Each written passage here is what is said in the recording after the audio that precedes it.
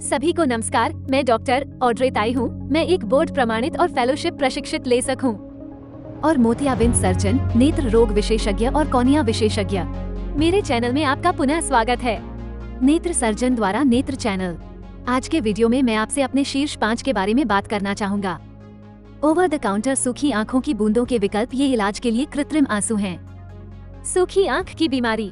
यह कोई प्रायोजित वीडियो नहीं है। मैं इस वीडियो में जिन उत्पादों की अनुशंसा करता हूँ वे हैं मेरे अभ्यास में शुष्क नेत्र रोग के रोगियों का इलाज करने के मेरे अपने नैदानिक अनुभव के आधार पर। मैंने विभिन्न कृत्रिम सामग्रियों के पीछे के विज्ञान के बारे में गहन शोध किया। आंसू, साथ ही उन आई ड्रॉप्स का उपयोग करने का मेरा व्यक्तिगत अनुभव। मेरे अभ्यास के बारे में अधिक जानने के लिए आप मुझे फेसबुक और लिंक्डइन @ड्राउड्रेटी पर फॉलो कर सकते हैं। और अगर आपने इस वीडियो से कुछ नया सीखा है तो लाइक और शेयर करना न भूलें। यह वीडियो और मेरे चैनल को सब्सक्राइब करें ताकि आप मेरे द्वारा बनाए गए किसी भी नए वीडियो को मिस न करें। नेत्र स्वास्थ्य और नेत्र शल्य चिकित्सा। एक लेसक सर्जन और कॉर्निया विशेषज्ञ के रूप में आए शुष्क नेत्र रोग की अलग अलग गंभीरता वाले रोगी अक्सर अन्य लोगों से मेरे पास रेफर किए जाते हैं। नेत्र चिकित्सक। सूखी आंख की बीमारी से पीड़ित मेरे प्रत्येक मरीज को मैं उन्हें एक लिखित अनुकूलित चीज देता हूँ। उपचार योजना। सभी उपचार योजनाओं में एक या अधिक ओवर द काउंटर कृत्रिम शामिल हैं। आंसू, और मैं निर्दिष्ट करता हूं कि मैं किस प्रकार के कृत्रिम आंसू की अनुशंसा करता हूं। हालांकि यदि आप हैं कृत्रिम आंसू स्वयं चुनने के लिए किसी फार्मेसी में जाने पर विकल्प भारी पड़ सकते हैं। आमतौर पर 20 से 30 से अधिक विभिन्न प्रकार के कृत्रिम आंसू ओवर द काउंटर उपलब्ध हैं। आप कैसे जानते हैं कि कौन सा आपके लिए सही है? इस वीडियो में मैं इसके बारे में बताऊंगा।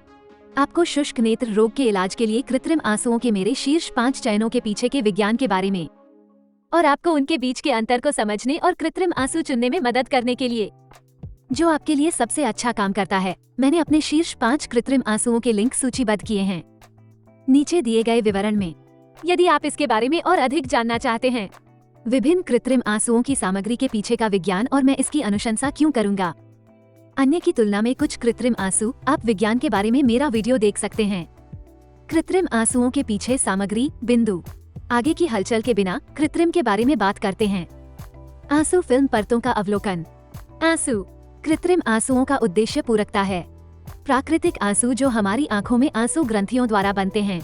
प्राकृतिक आंसू चिकनाई देते हैं। हमारी आंखों की सतह पर एक आंसू फिल्म बन जाती है। आंसू फिल्म में 3 परतें होती हैं।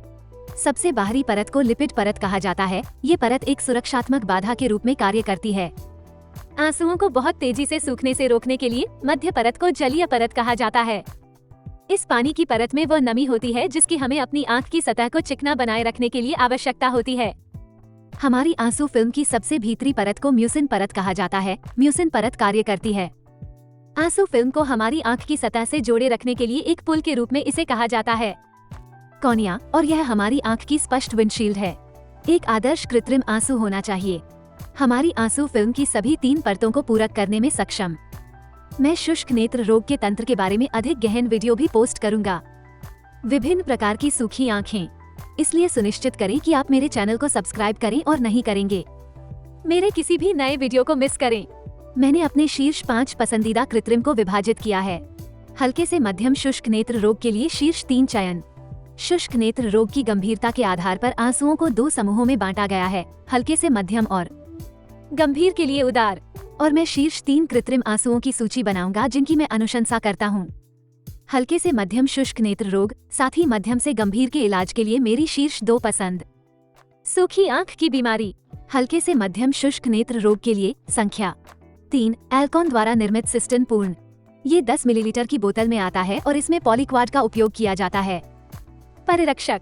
मुझे ये पसंद है। इसका कारण ये है कि यह नैनो ड्रॉपलेट तकनीक का उपयोग करता है जो कि है नकारात्मक रूप से चार्ज किए गए सबमाइक्रोन आकार के वाहक का उपयोग करके एक प्रकार की नैनो इमल्शन दवा वितरण प्रणाली। कणों की स्थिरता और अवशोषण में सुधार के लिए अधिक सतह क्षेत्र प्रदान करना। बूंद। इसके अलावा सिस्टन कंप्लीट आंसू फिल्म की सभी 3 परतों को संबोधित करता है जैसा कि इसमें शामिल है। पॉलीथीन ग्लाइकोल इसके सक्रिय घटक के रूप में श्लेष्म पर एक सुरक्षात्मक परत बनाता है। आंख की सतह पर झिल्ली जलयोजन प्रदान करने के साथ साथ सूजन को भी कम करती है। इसके अलावा इसमें हाइड्रोक्सी प्रोपाइल ग्वार उर्फ HP ग्वार होता है। ये फ पर निर्भर अणु है। यह एक क्रॉस लिंक्ड नेटवर्क बना सकता है जो प्राकृतिक आंसू फिल्म के साथ विलीन हो जाता है। कॉर्निया की सतह पर क्षतिग्रस्त उपकला कोशिकाओं को ढकने के लिए एक सुरक्षात्मक परत।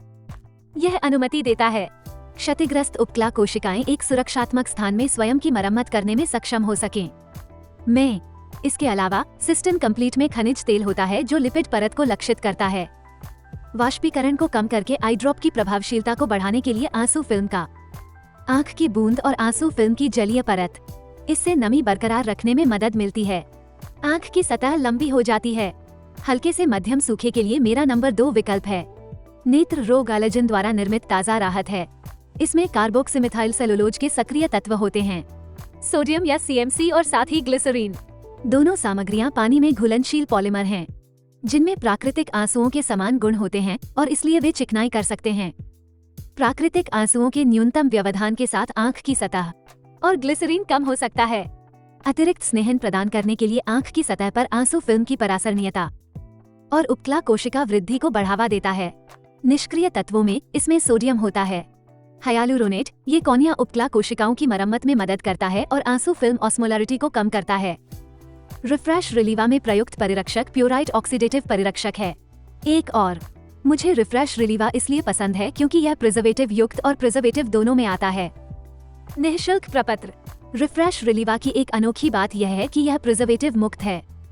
संस्करण मल्टीडोज 10 ml बोतल में आता है और यह पैकेजिंग बहुत कम बूंदें बर्बाद करती है और एकल उपयोग शीशी पैकेजिंग की तुलना में बहुत कम प्लास्टिक पैकेजिंग सामग्री का उपयोग करता है। इससे पैसे की बचत होती है और यह सुविधाजनक है। मेरी पसंदीदा over the counter dry eye drop हल्के से मध्यम शुष्क नेत्र रोग के लिए एलर्जन द्वारा निर्मित डिजिटल कृत्रिम आंसू ताज़ा हैं। रिफ्रेश डिजिटल बनाम रिफ्रेश रिलीवा के बीच अंतर अतिरिक्त इमोलिएंट घटक है। ताज़ा डिजिटल कृत्रिम आंसू में रिफ्रेश डिजिटल कृत्रिम आंसुओं में अरंडी का तेल होता है, जो अरंडी की फलियों से प्राप्त एक प्राकृतिक घटक है और ये लिपिड परत को लक्षित करता है, आंसू फिल्म के वाष्पीकरण को कम करके और प्रभावशीलता को बढ़ाकर। कृत्रिम आंसुओं का CMC और ग्लिसरीन के अलावा ताज़ा करने में एक अतिरिक्त सक्रिय घटक डिजिटल पॉलीसोबेट है।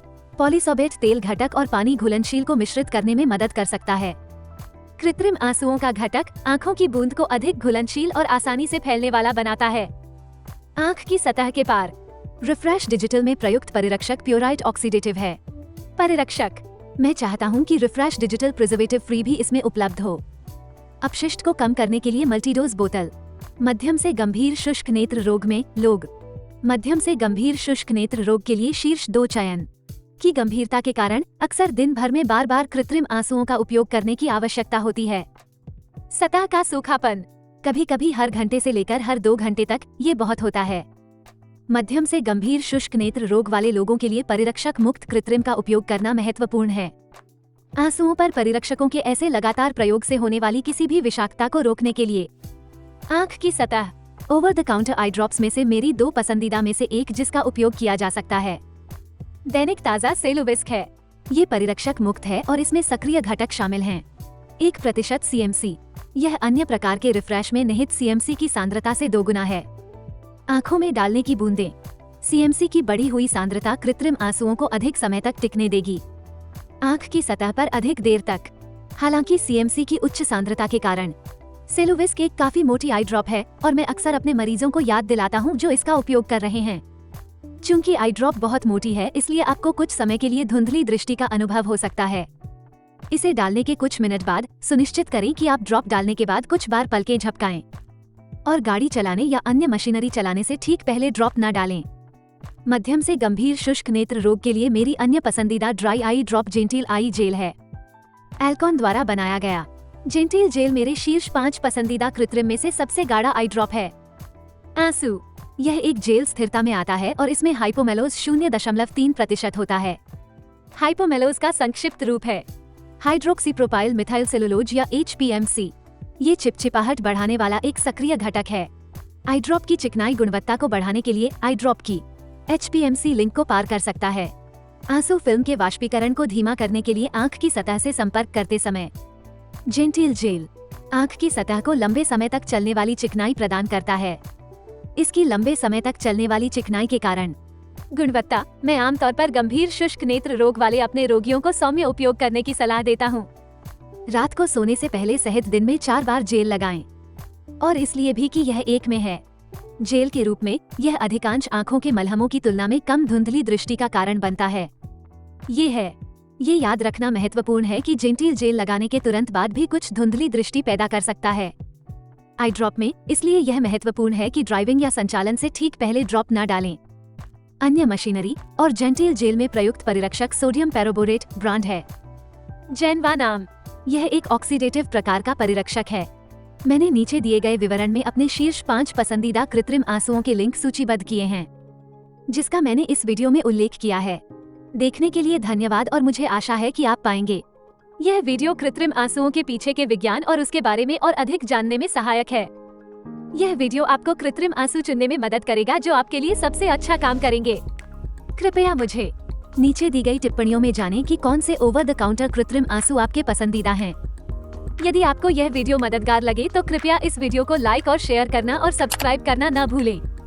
नेत्र स्वास्थ्य और नेत्र शल्य चिकित्सा के बारे में आपके लिए और अधिक वीडियो लाने में मेरी मदद करने के लिए मेरे चैनल पर जाएं। मेरे अभ्यास के बारे में अधिक जानने के लिए आप मुझे फेसबुक और लिंक्डइन @द्रोदराइताई पर फॉलो कर सकते हैं। देखने के लिए फिर से धन्यवाद और मैं आपको अगले वीडियो में देखूंगा।